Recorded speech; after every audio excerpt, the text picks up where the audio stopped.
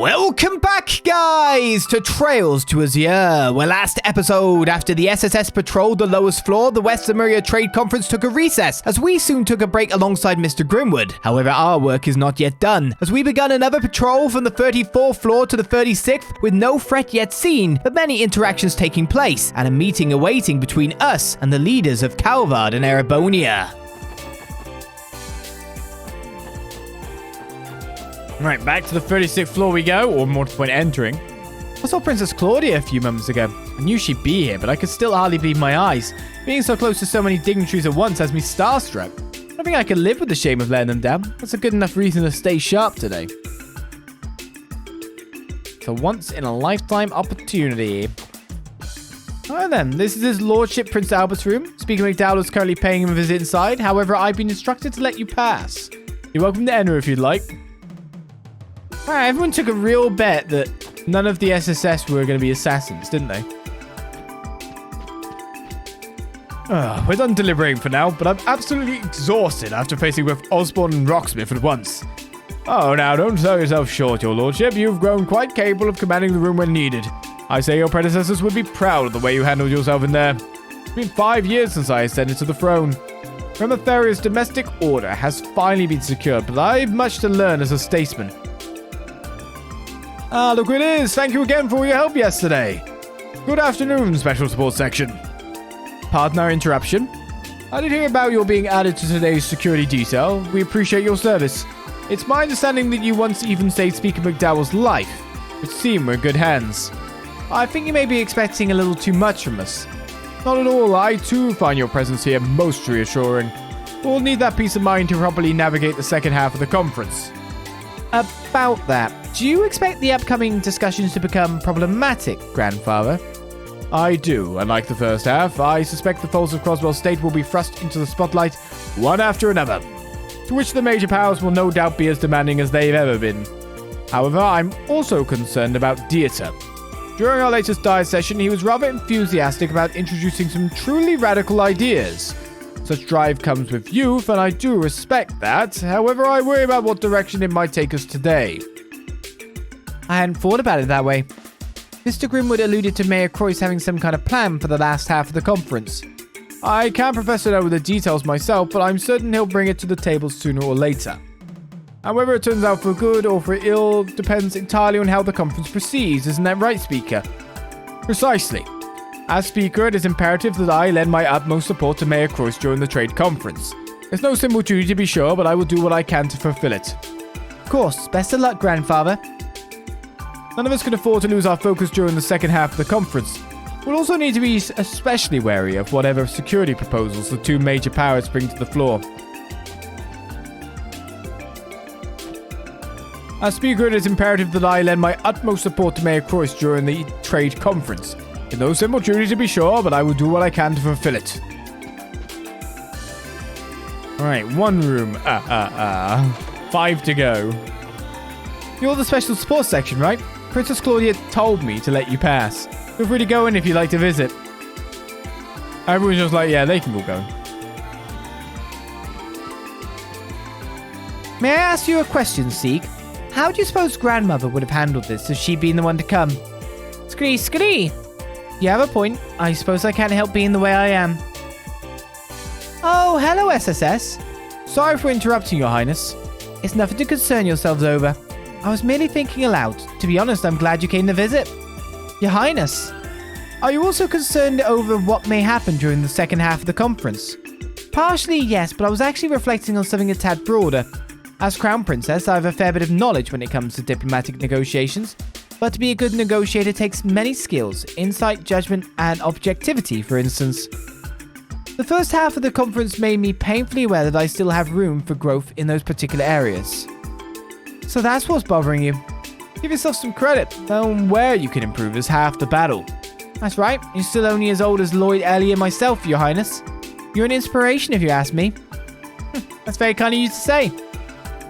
Still, being timid in a room like that is unavoidable at this stage in my career. But though the continent's troubles wait for no one, I nevertheless have to learn, at my own pace, take everything in stride. That's a good approach. Just don't forget to cut loose and relax every now and then. Like now, for example, you only get one intermission. It'd be a shame to waste it.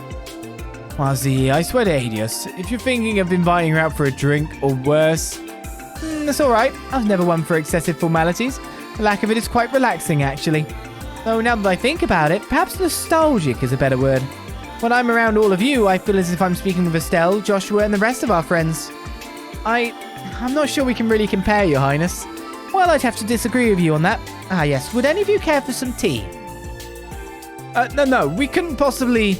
As much as I would love to, we have somewhere else we need to be. My apologies, I should have anticipated that. I won't keep you any longer. Please be careful today, everyone. I wish you all the best. And rest assured, I'll be giving my very utmost during the second half of the conference. We'll be rooting for you, Your Highness.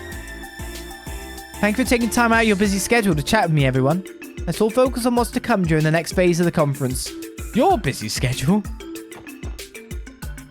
Scree! I'm security. Alright, we'll leave that room. We'll go the other one and do the other two.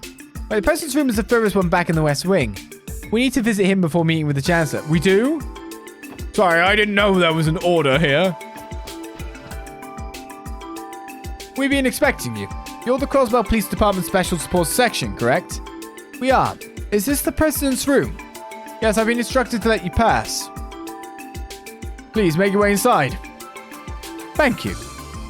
Pardon us. I can't believe we're about to meet the President of one of the two largest nations on the continent.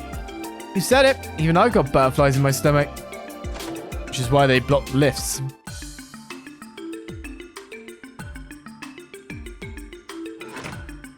Excuse us, Mr. President. We were told you requested to meet with the Special Support Section. Ah, thank you all for coming, as the music changes. But please, no need for all the pomp and circumstance. Go ahead and have a seat. Oh, sure. That's very kind of you, Mr. President.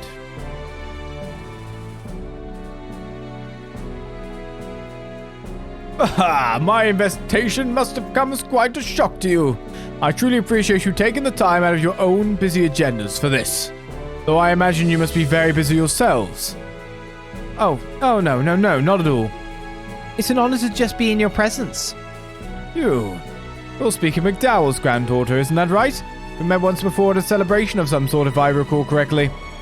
That's right. We first spoke back when I had the opportunity to visit Calvin with my grandfather.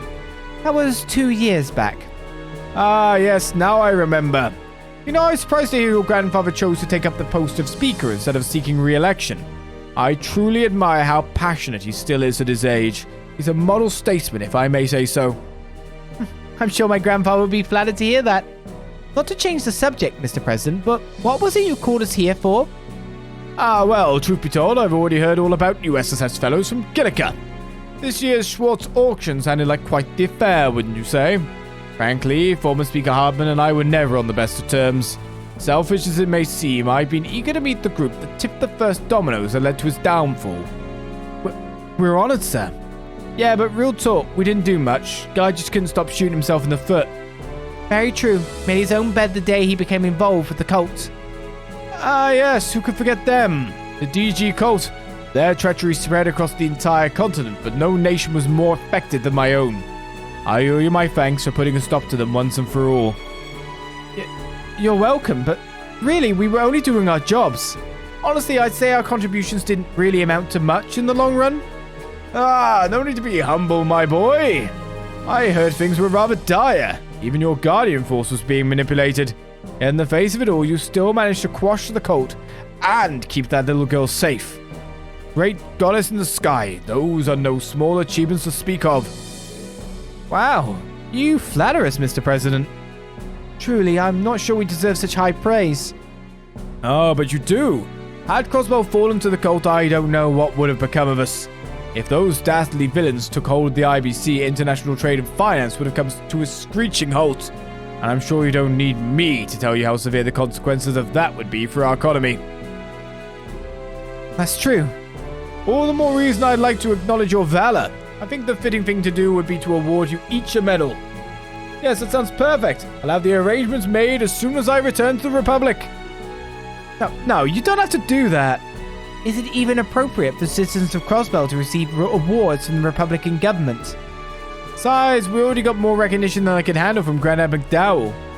Truly, I don't see any faux pas to be had about it all. Your troubles are our own as well. After all, the Republic does hold suzerainty over Crossbell. Yep. Mr. President. Now, keep your faces like that and they'll stay that way. You received an invitation from our friend, the Blood and Iron Chancellor, too, did you not? I would be delighted to speak with you all over, but I think my turn is over. Or more, even. And not to fear, I'll see to it that you receive those awards we spoke of. Keep an eye out for them, all of you. And their stance has been said. Thank you for visiting. You can find Chancellor Osborne's room at the end of the opposite wing. Right, thanks. We appreciate your help. You're welcome. Farewell. He was something, wasn't he? Exactly what I'd expect from a major political figure. Capable and devilishly cunning. Could you at least wait until we're not standing in front of his room, Wazzy? To be fair, the President never made much of an effort to hide it. I doubt he was intentionally trying to place pressure on us, but that doesn't change the fact that he did. I think he was trying to keep up appearances more than anything. As Calvart's president, it would be good publicity to honor the ones who were credited with resolving the cult incident. Not to mention, he said that Crossbell's troubles are theirs as well, which reaffirms that he sees Calvert as Crossbell's rightful owners. Man, you telling me that was the whole reason he called us in there? These big shot leaders got egos as wide as their country's borders. Without a doubt, even dire members from an autonomous state like this have nothing on them. We'll still have to speak with the Chancellor. What do you think he wants from us? I can say, but we're probably going to want to brace ourselves either way. Oh, I can go back in, can I? Thank you for your service today, Special Sports Section. The President was very delighted to meet you all. You haven't left yet? Perhaps you'd like to join me for some tea, then? They've even provided me with these lovely sweet buns. Please make yourselves at home. Thank you for the offer, Mr. President, but we really couldn't... That's right. Forgive us for interrupting. These sweet buns are quite delectable. I do believe I'll take a few home with me as souvenirs. Tio. Rep with Tio improved tenfold.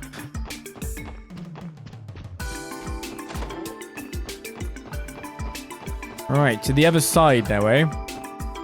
Oh!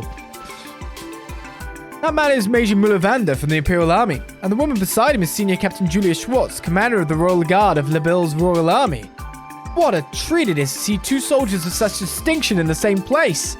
That being said, they seem to already be acquainted with one another. Wonder if they have some kind of history. Major Vander and Senior Captain Schwartz already seem to be close friends. I wonder if there's something more there. Senior Captain Schwartz. I'd clock into work in a heartbeat if I had her for a boss. Wait, what the heck am I thinking? I've got to snap out of it. Can't be getting complacent. Not when I'm assigned to such an important post. It's far too early to breathe a sigh of relief, and yet here I am daydreaming. I can't be getting complacent. Hello. Good to see you again, SSS. Did you have a status update to make? Nothing to report for now. What about the two of you? Have you learned anything? Unfortunately not. Things have been quiet thus far. We're exhausting every avenue on the Erebonian side of things as well. But unfortunately, neither the nobles nor the reformists are intent on giving us any leads to work with. That's unfortunate. A big goose egg from both Imperial factions then, huh? They seem like real peaches to deal with. Yesterday, Prince Oliver mentioned the possibility of creating a third faction, didn't he? It's been on my mind ever since. If you wouldn't mind, Major, could you tell me more about his intentions? Ellie. Well, it's only natural you'd be curious. I'm not supposed to say much, but I don't think there'll be any harm in sharing a bit with the SSS. Put it metaphorically. You could say the prince is attempting to shatter some long-standing barriers. Barriers, huh?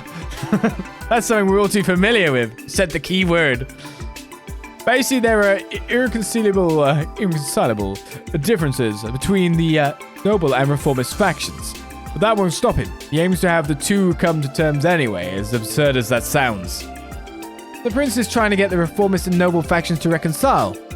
I underestimated his starry-eyed idealism. Isn't the divide between the two sides as wide as Corellia Canyon itself? Wazzy, don't be so rude. He's absolutely right. Still, the prince has committed himself to dancing toe-to-toe with a monster, despite how ludicrous it may appear. He's fully aware of what people call him behind his back. A showy, debaucherous, bastard prince whose only concern is his leisurely wants. Let them talk. I've decided to stand by him regardless. I see. That's very admirable.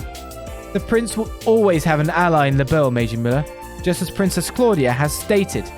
We may not always be able to intervene directly, but we'll assist you both in any way we can. Thank you, Senior Captain. I'm truly grateful. The prince must truly be loved to have so many valuable allies. I don't know if I'd go that far, but there's no question that he has a certain effect on people. Still, the best thing that could happen today would be the trade conference ending without incident. That is the objective. We'll be counting on you if the situation calls for it, Special Force Section. The best thing that could happen today would be the trade conference ending without incident. That is the objective. You said the same thing again. Incidentally, I believe I saw Her Highness emerge from the stairwell a moment ago. Well, no matter, she's too strong to let that man weaken her resolve. I'm worrying myself over nothing. Is she talking about Lecter? Sounds like there's some history there. Please inform us if you notice anything amiss during your security patrols. We'll report any potential problems we come across in the security command room for our part.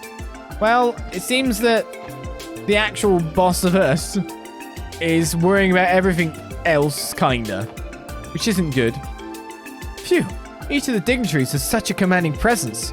I can't help but hold my breath every time one of them walks through here.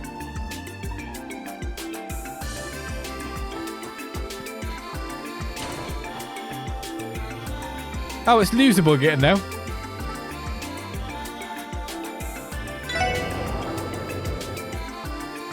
Now that it's ferried us the correct way. So these guys have gone.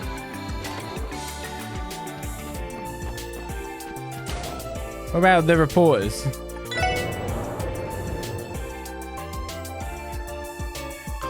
Somehow I don't think they would have. Oh no, they moved on. They're all back and talking away. The reporters' things changed completely. The intermission's ending soon. May as well grab something to drink while I still can. Break time's almost over. After that's back to work. They start preparing for the second half of the conference. And you try to sneak into the VIP floor is a bad idea. Where even is Grace right now anyway? She's still allowed to look around at this juncture. The first segment of the conference is finally in the books. Stressful, no doubt, but the discourse is only going to get even more heated in the second half. Stay tuned, we've still got a ways to go before this build-up pays off.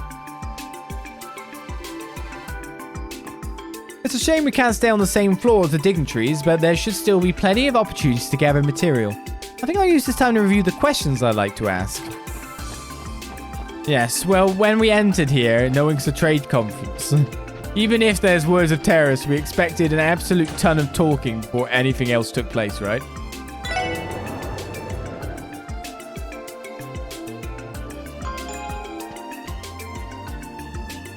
Alright, only the leftmost elevator is usable during the trade conference. As a security precaution, yes. The doors are likely controlled via the orbital network, the way the shutters to the emergency stairwell were.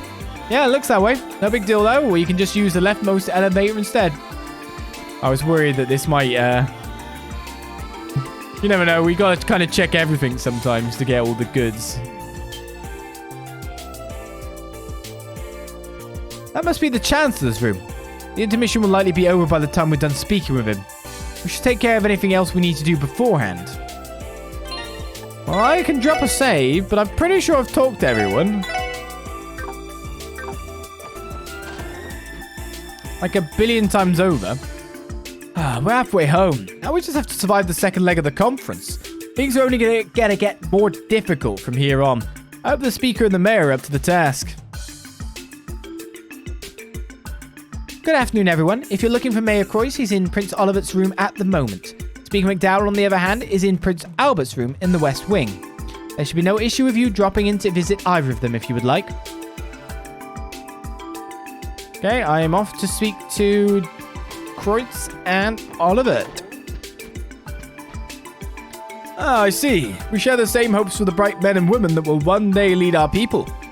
Indeed, what's truly special about them is their hearts and minds. So pure, yet fertile. Like a garden basking in the morning dew. That's why more and more of... Good morning, Special Support Section. Care to join in on our chat? Sure, if we're not interrupting, that is. What were the two of you discussing? His Highness here happens to be on the board of directors for a prestigious military academy in Erebonia. We were just discussing the finer details of his duties. The board of directors? Those would be the individuals responsible for how the school is operated, correct?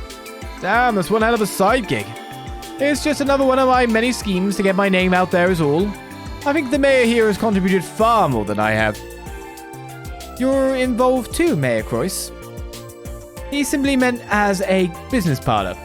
The IBC is the Epstein Foundation's benefactor, and it just so happens that the foundation is part of a major test being held by the Academy.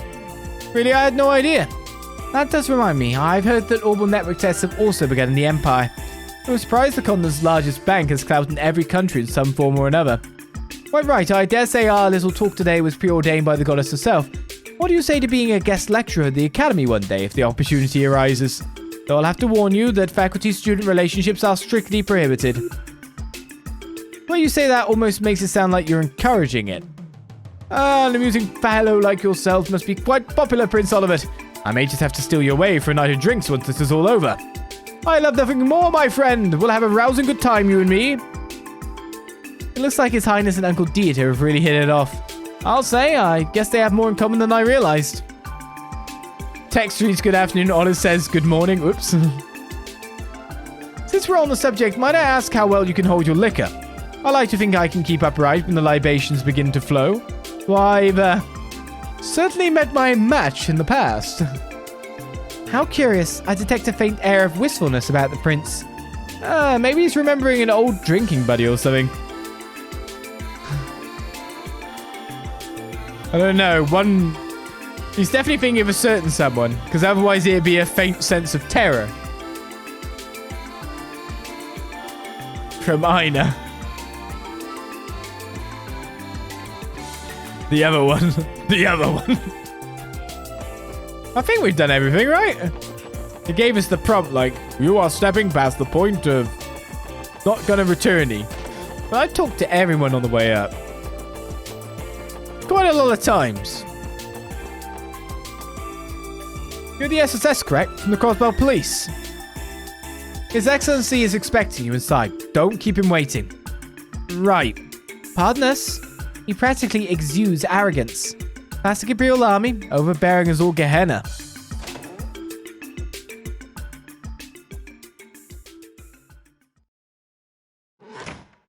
Excuse us, Chancellor Osborne. We received word that you wish to speak with the Special Support Section. Do come in.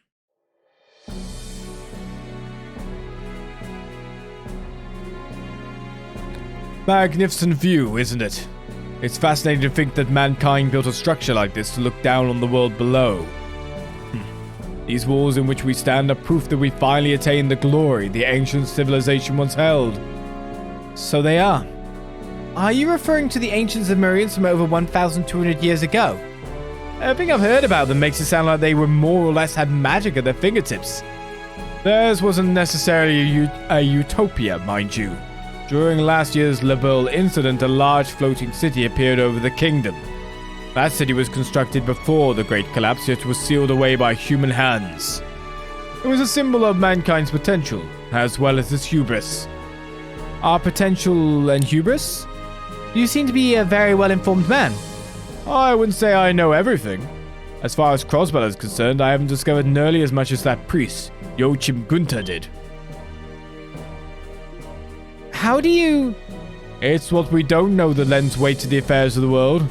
If you had everything in the palm of your hand, life as we live it would be helplessly mundane. Don't you agree, Wazi Hemisphere? Oh, so you know of me. Or do you? I get the sense my name is the only dirty little secret of mine you've uncovered. That would simply mean that you have none... that you have none worthy of capturing... You have none worthy of capturing my attention? Doesn't make... Sure. I say that would simply mean that you have become worthy of capturing my attention. No, my interests lie far more in the realm of the War God. More specifically, his successor. I guess it means... not as much. Yeah? The Imperial Intelligence Division. Their ability to gather information is second to none.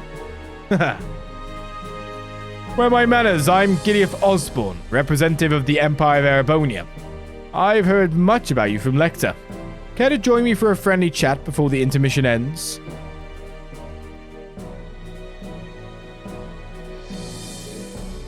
Well then, Chancellor. What is it you wanted to discuss with us? You already seem all too aware of everything that's happening right now. No need to overthink it. This is nothing more than a civil conversation. There is something I would like to hear your opinions on, however. Our opinions? Yes, I'll be frank. How long do you think your precious Crossbell will last? Bit of a loaded question, isn't it? On the contrary, I bear no ill intentions. History tells us that no political entity can last in perpetuity. And that's discounting the Orbital Revolution, which has accelerated all aspects of the contemporary world. How much longer can a land as contested as Crossbell withstand the coming turbulence of this era? I'm not sure. Forever! As long as there are citizens in this state who have the will to protect it. Noel. True, little matters more than having a solid will, a resolve, one might say. There are rare instances in time when trends are bucked and the course of history itself is changed. The people are never truly powerless. I don't doubt the potential their resolve can hold. Then you agree? But consider this. What happens when two opposing resolves clash? It's simple. The lesser of the two would be engulfed, fanning the flames of upheaval hotter still. I suppose these hellborn fires were to emerge again and again across the land. The integrity of morality itself would be smelted in the searing heat until the world itself was ablaze. Such a phenomenon would surely be easy for you to imagine, would it not? I can understand how Crossbell's resolve might seem lesser compared to that of the Empire or the Republic, but even a small flame is capable of burning bright. It's not a foregone conclusion that the larger will engulf it, just as it wasn't when LeBeau repelled the Imperial Army. That's right, it was 12 years ago, during the 100 Days' War. Well played. Resolve is ultimately a question of tenacity. LeBeau was small but tenacious. It overcame the shambolic effort the Empire put forward. There is much Crossbell could stand to glean from that moment in time. However, I remain unconvinced that Crossbellans hold the same pride and conviction the people of LeBeau do. I'll leave things at that. Our intermission is coming to a close. It almost slipped my mind. Don't expect any medals from the Imperial government. The nobility grows even more irksome when awards are given to commoners.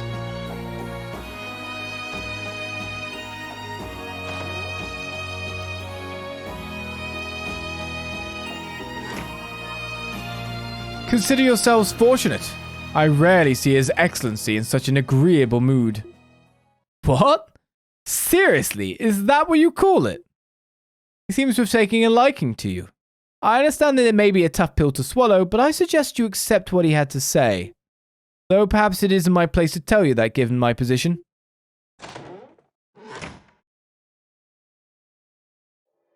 That was horrible. The man's a damn monster. Either way, we can't let it get to us. We have to take his perspective at face value. Hey, Tio, you okay? Yes, I'll be fine. The imagery he invoked was a little too vivid. I got lightheaded was all. I can't blame you. Even I could feel those flames he kept talking about breathing down my neck. Calling the Blood and Iron Chancellor a monster is putting things lightly. He believes he holds the whole of Crossbell in the palm of his hand. Maybe, but I'm not so sure he called us here to torment us, believe it or not. The same goes for President Rocksmith. I think the interest they've taken in us is genuine, for better or worse. Let's just take it for what it's been, a learning experience. That's one way to look at it. I think we could all take a page out of your book once in a while.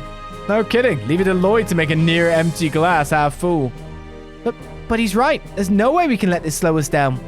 Of course not. What we should do instead is have it propel us forward. In any case, that just about used up the rest of the intermission. Let's head back to Dudley and report on how both our meetings went. Oh, Zoop.